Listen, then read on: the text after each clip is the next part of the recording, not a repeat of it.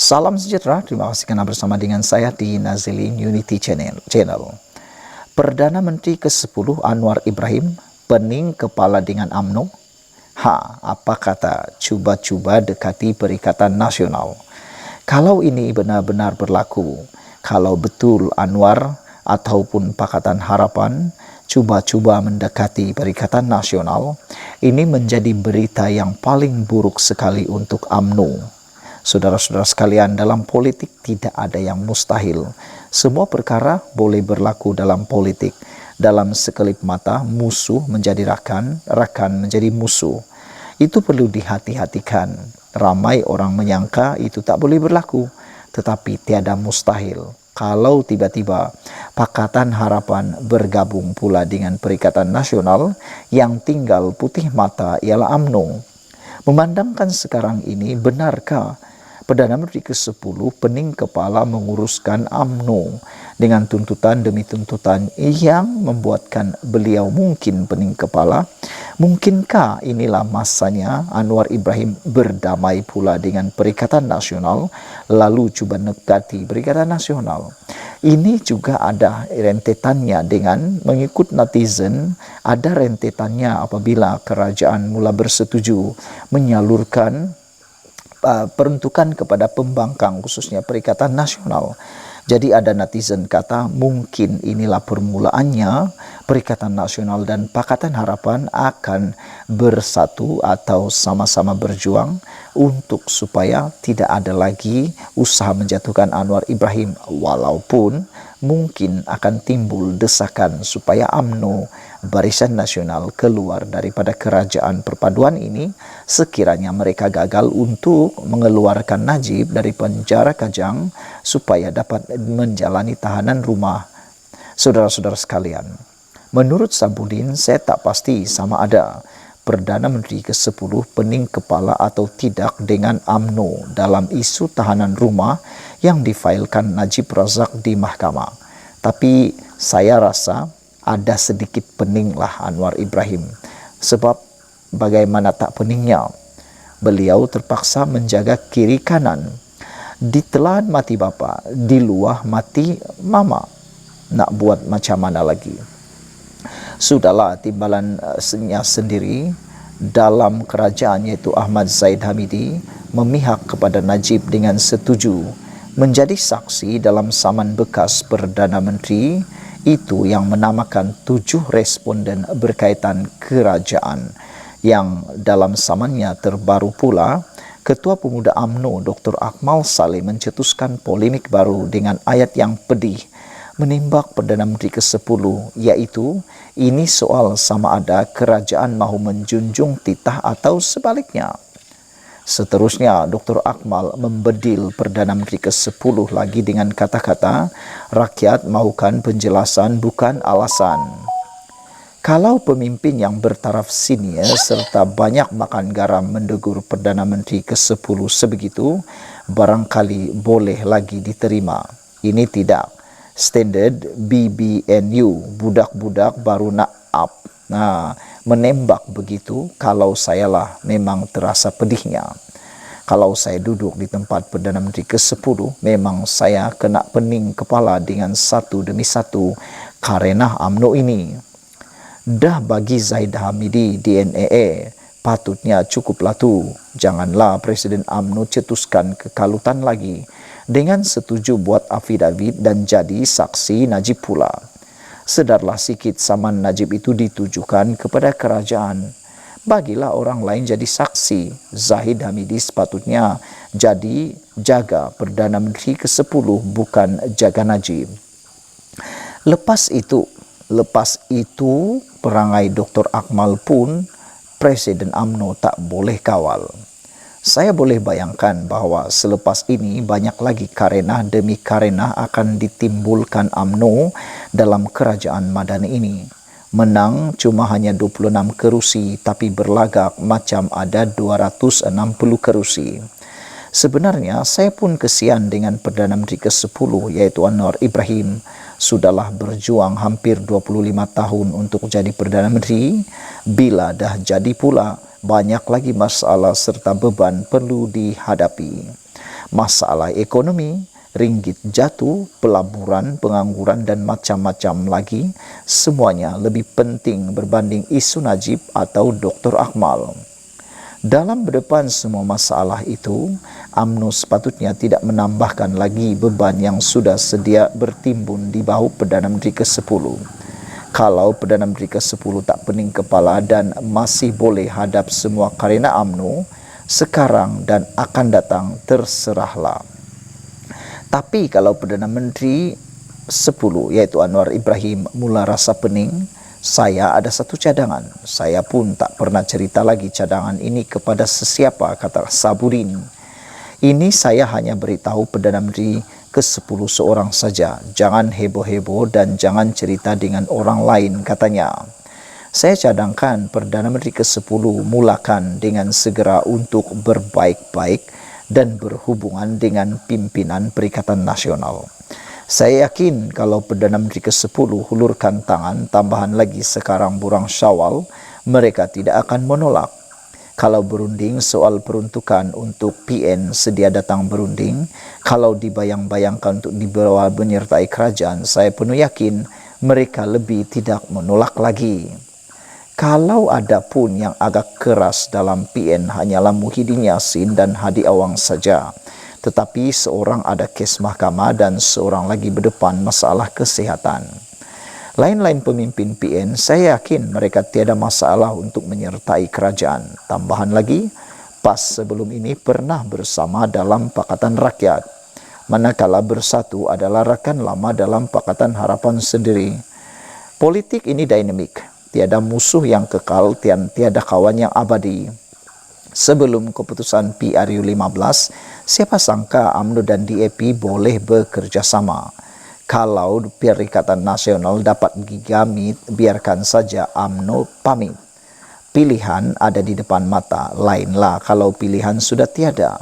Sekali lagi saya ulang ayat dalam tulisan semalam, apa nak pening-pening kepala. Sekian dulu untuk kali ini, jangan lupa tinggalkan komen Anda, tekan butang subscribe. Bye-bye. Salam sejahtera, terima kasih karena bersama dengan saya di Nazilin Unity Channel. Persoalan besar kita pada malam ini ialah, bolehkah kerajaan Madani pecah gara-gara isu tahanan rumah? Bercakap tentang tahanan rumah, ini pasti mengaitkan dengan pemimpin UMNO yang paling mereka mahu dapat dibebaskan dengan segera, iaitu Najib Tun Razak. Najib Tun Razak telah didapati bersalah dalam kes SRC Internasional. Telah dijatuhkan hukuman penjara 12 tahun dengan denda 210 juta. Namun demikian, oleh kerana isyan daripada Kebawaduli Yang Maha Mulia di Pertuan Agong melalui lembaga pengampunan, Najib sudah mendapat bahagian yang amat luar biasa dan amat-amat menggembirakan mereka. Apabila Najib telah mendapat pengampunan untuk pengurangan penjara dan juga denda daripada 210 juta kepada 50 juta dan daripada 12 tahun kepada 6 tahun sahaja. Namun demikian saudara-saudara sekalian, yang lebih mengejutkan kita ialah ada netizen yang agak berang juga apabila mereka kata sudah diberi betis mahu peha lagi. Tetapi itu bukan persoalan yang besar. Persoalan yang besar sekarang ini ialah, bolehkah kerajaan Madani pecah? Dek isu tahanan rumah. Dengan maksud yang lain, bolehkah kerajaan Madani ini tumbang dan berkecai? Yang saya pasti Anwar Ibrahim tidak akan tumbang, Pakatan Harapan tidak akan tumbang. Tetapi yang menakutkan ialah ke mana arah tujuan UMNO selepas ini sekiranya kerajaan Madani ini pecah. Yang pastinya UMNO perlu mencari sesuatu untuk jaminan mereka. Dalam banyak perbualan sejak 2-3 hari kebelakangan ini berkaitan isu tahanan rumah melibatkan Najib Razak, antara persoalan yang sering dibangkitkan ialah sama ada perkara ini mampu membuatkan kerajaan Madani terus bertahan atau akhirnya akan pecah di tengah jalan. Sejujurnya, saya melihat jika isu ini tidak ditangani dengan baik, tidak kira sama ada Najib akhirnya dibenarkan menjalani tahanan rumah atau semakan kehakiman gagal dan beliau terus berada di penjara Kajang sehingga tahun 2028. Ia tetap memberi kesan yang sukar kepada Perdana Menteri ke-10 Anwar Ibrahim.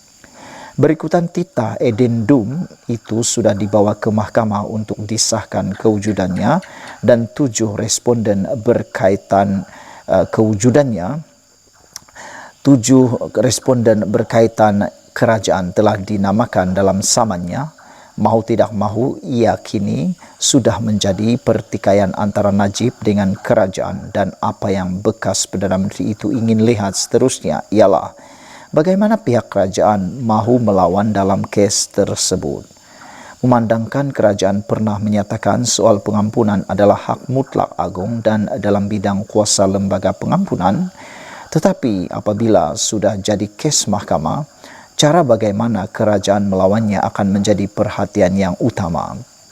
Jika kerajaan bersungguh-sungguh melawannya, ia boleh ditafsirkan kerajaan tidak mahu Najib diberi tahanan rumah sebagaimana dititahkan oleh Agung ke-16. Sebab itu, apa juga keputusan semakan kehakiman kelak, ia pasti memberikan kesan kepada kerajaan. Tambahan lagi, saksi penting Najib ialah timbalan Perdana Menteri sendiri, iaitu Ahmad Zahid Hamidi. Walaupun Perdana Menteri yang ke-10 semalam menyebut tindakan Zahid Hamidi menjadi saksi atas kapasiti selaku Presiden UMNO, tetapi sepanjang masa adalah tidak dapat dielakkan beliau juga memakai baju timbalan Perdana Menteri selagi jawatan tersebut disandangnya. Kalau Najib menang dalam semakan kehakimannya dan beliau berjaya menjalani tahanan rumah, ini adalah kemenangan moral yang besar baginya. Selain ia akan digunakan untuk melonjakkan lagi sokongan rakyat kepada Najib dan UMNO menjelang PRU 16 akan datang, kedudukan Zahid Hamidi menerajui parti juga dengan sendirinya bertambah kukuh.